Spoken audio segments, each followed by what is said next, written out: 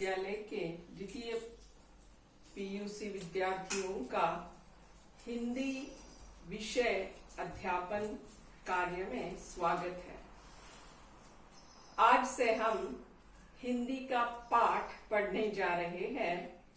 आप उसका सदुपयोग करेंगे, इस तरह मेरी भावना है।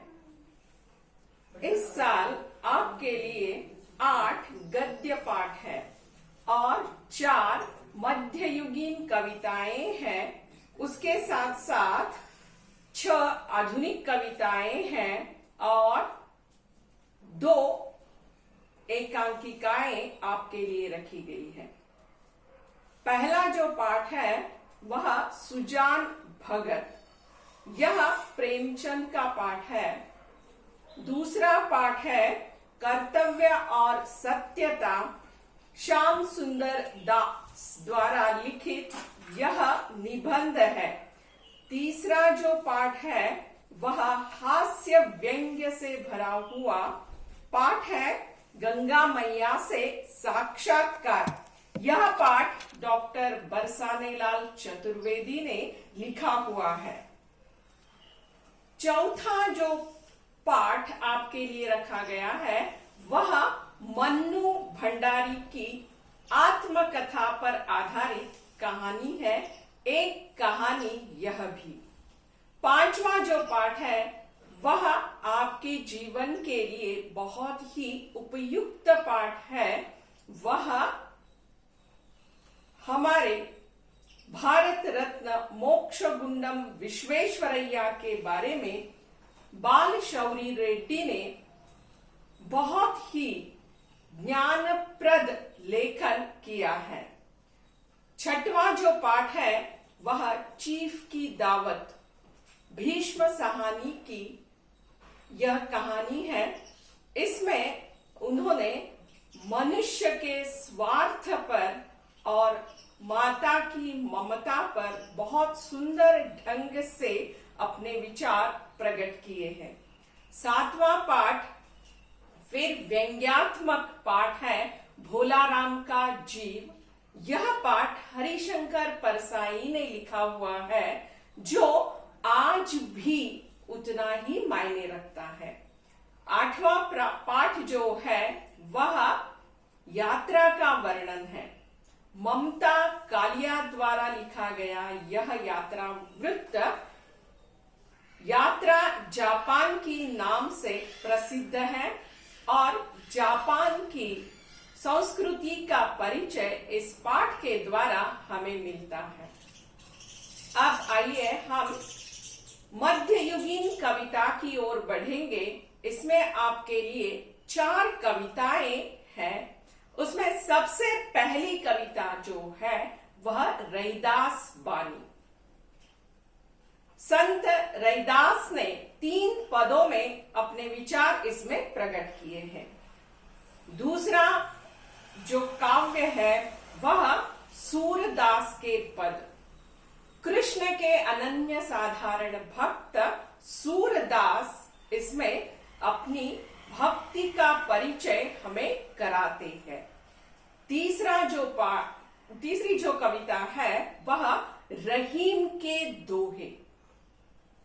इसमें नीति परक और भक्ति परक पदों का चयन किया गया है। चौथा जो है बिहारी के दोहे। बिहारी के दोहों में भी आपको नीति का बोध होता है।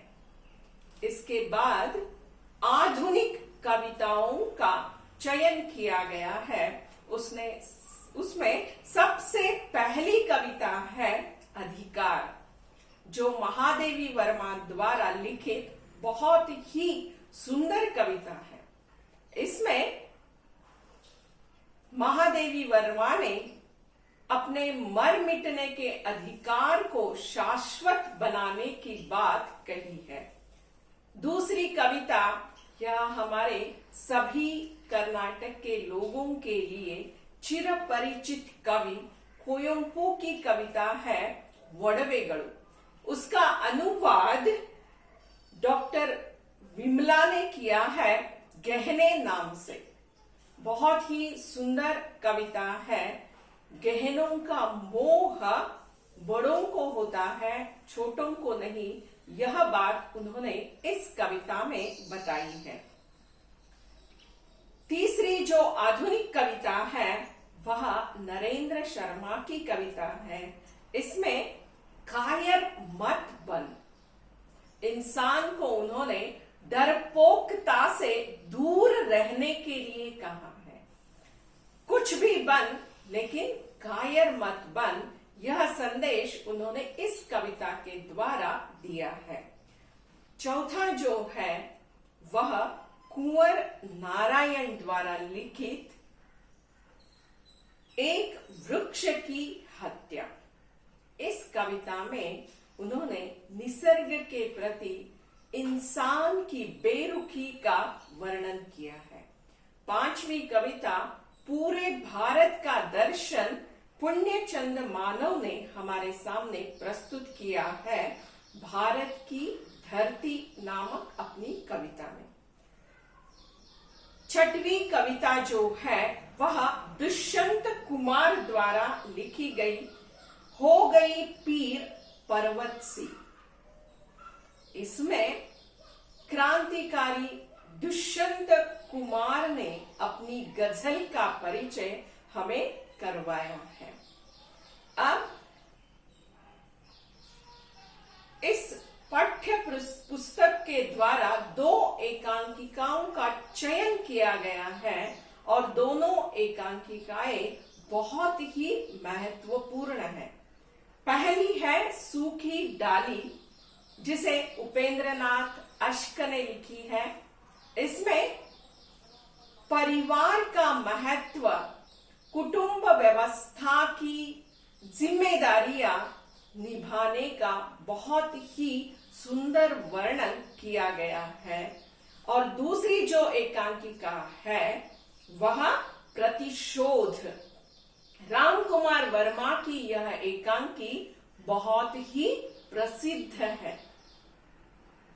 यह एकांकी जो लिखी गई है उसका तथ्य है कि इंसान अहंकारी बन जाता है तो उसकी उन्नति अपने आप रुक जाती है।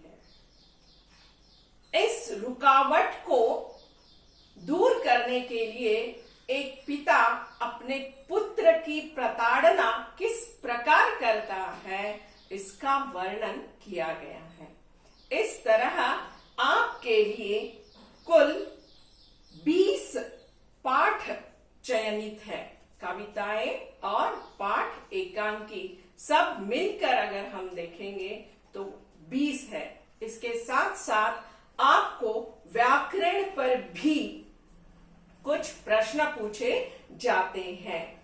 इसमें सबसे पहले आपको वाक्य शुद्धिकरण, उसके बाद रिक्त स्थानों की पूर्ति कीजिए, उसमें शब्द और कारकों का प्रयोग किया जाता है और काल पर आधारित 3 वाक्य पूछे जाते हैं जिन्हें आपको बताए हुए, सूचना दिए हुए काल के अनुसार परिवर्तित करना होता है। इसके बाद जोड़ियां लगाइए। इसमें मुहावरों के साथ अर्थ को लिखना है। यह महत्वपूर्ण इसलिए है ताकि आपकी भाषा समृद्ध हो जाए। उसके बाद अन्य लिंग रूप जो आपने 5वीं कक्षा से शुरू किया है वह आता है और आपके लिए सबसे महत्वपूर्ण एक है कि अनेक शब्दों के लिए एक शब्द का चयन करना। जैसे जिसे भगवान पर विश्वास न हो, तो इसके लिए कौन सा शब्द है? नास्तिक। जिसे भगवान पर विश्वास हो।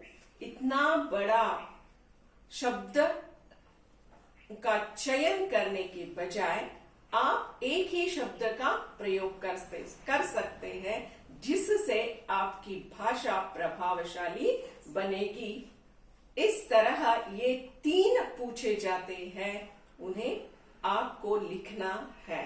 इसके बाद उपसर्ग और प्रत्ययों पर आपको प्रश्न पूछे जाते हैं, निबंध है और अनुच्छेद को पढ़कर उसके प्रश्नों के उत्तर लिखने के लिए 5 अंक रखे गए हैं और अनुवाद है, और यहाँ पर आपका यह पाठ्यक्रम पूरा होता है।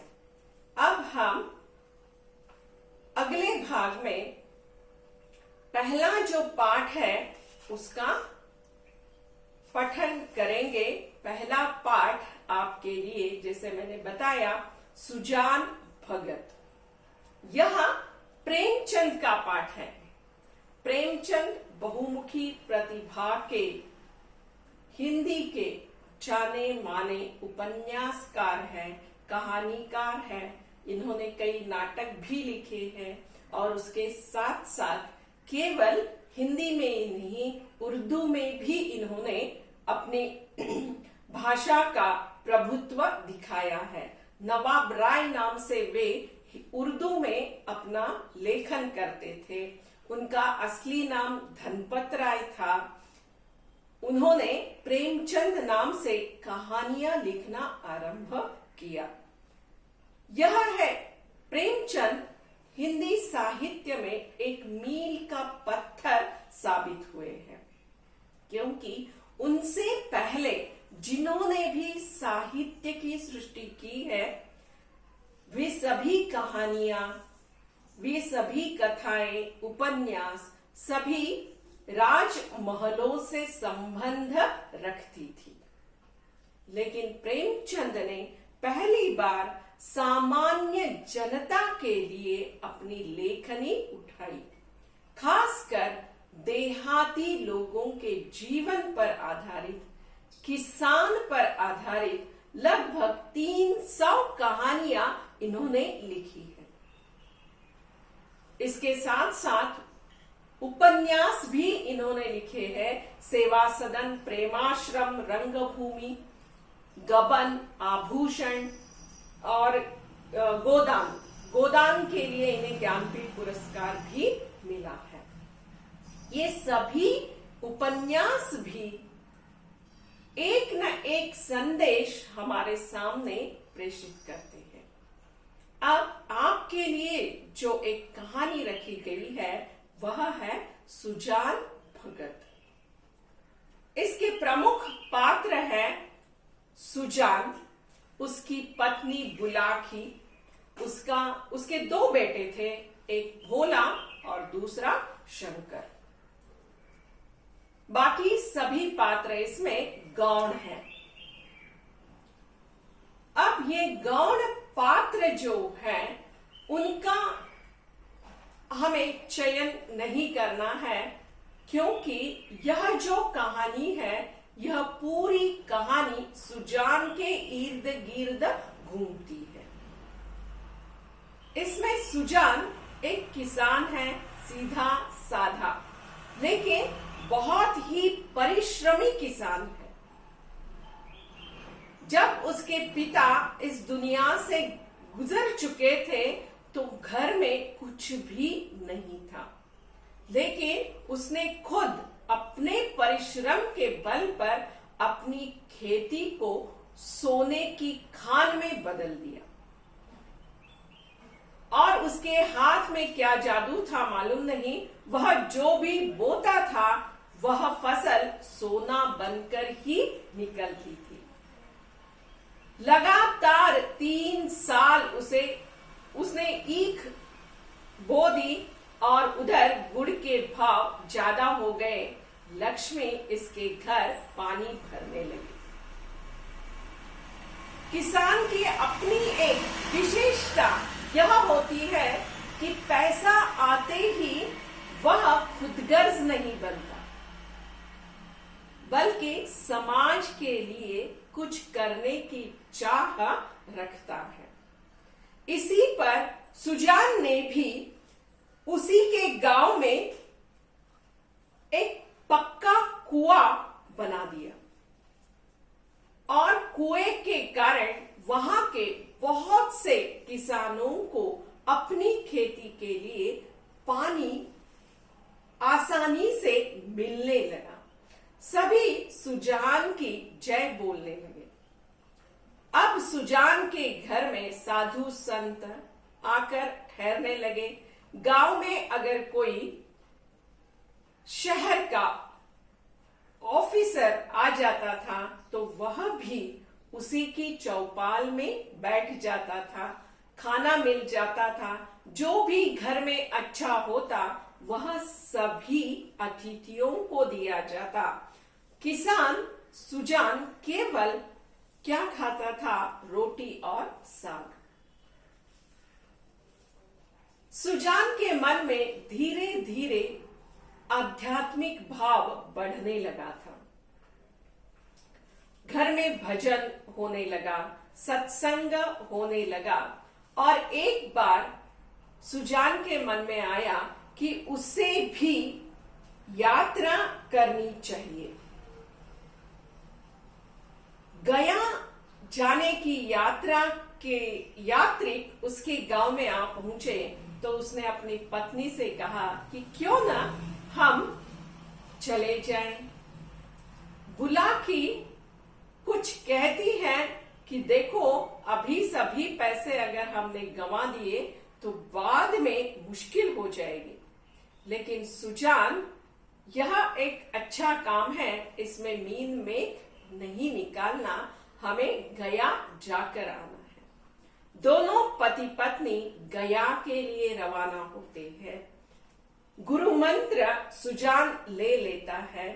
वापस आकर वह इतना बड़ा भोजन का आयोजन करता है कि सभी आश्चर्यचकित हो जाते हैं और अपने आप में कहते हैं कि इंसान के पास पैसा हो तो सुजान जैसा दिल भी होना चाहिए।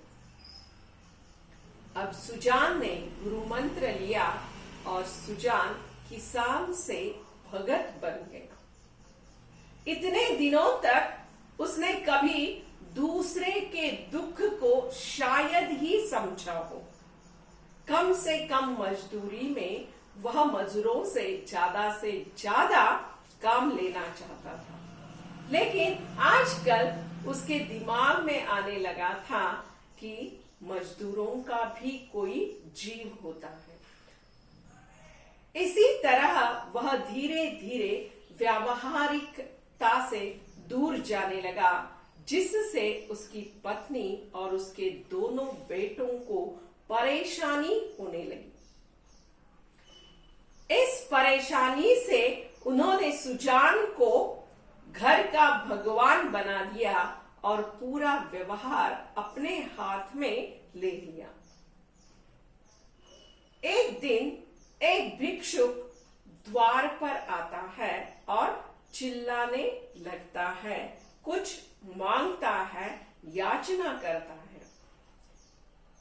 सुजान बाहर ही बैठा जपमाला हाथ में लिए शायद जप करता बैठा है। अंदर से कोई उस भिक्षुक की आवाज को उत्तर नहीं देता तो वह खुद अंदर आ जाता है। बुलाकी कुछ काम कर रही थी, इसलिए वह कहती है कि मेरा हाथ खाली नहीं है। उसका बेटा भी रुखाई से यही जवाब देता है। सुजान अंदर जाकर छिपकुली में धान्य अनाज लेकर वह बाहर आकर भिक्षुक को देना चाहता है। उसी बीच उसका बेटा उसे टोक देता है और इतनी सारी भिक्षा देंगे तो हम कहीं के नहीं रहेंगे। भिक्षा भी भिक्षा की तरह ही देनी चाहिए। यह बात सुजान को बहुत बुरी लगती और वह सीधे भिक्षुक से कहता है कि आज जाओ बाबा, घर में देने वाला कोई नहीं है। लेकिन यह बात सुजान के मन को बहुत ही आघात पहुंचाती है। ये पूरा घर, ये जमीन सभी मेरी कमाई है। मैंने ही इतना इसे बड़ा किया है, लेकिन अब इस घर में मैं मंदिर का भगवान बन गया हूं। मुझे सभी लोग मान सम्मान तो देते हैं, लेकिन मेरा अधिकार इस घर में नहीं बचा है। इसके आगे सुजान किस तरह बदल जाता है, इसका किस्सा हम अगले भाग में देखेंगे। धन्यवाद।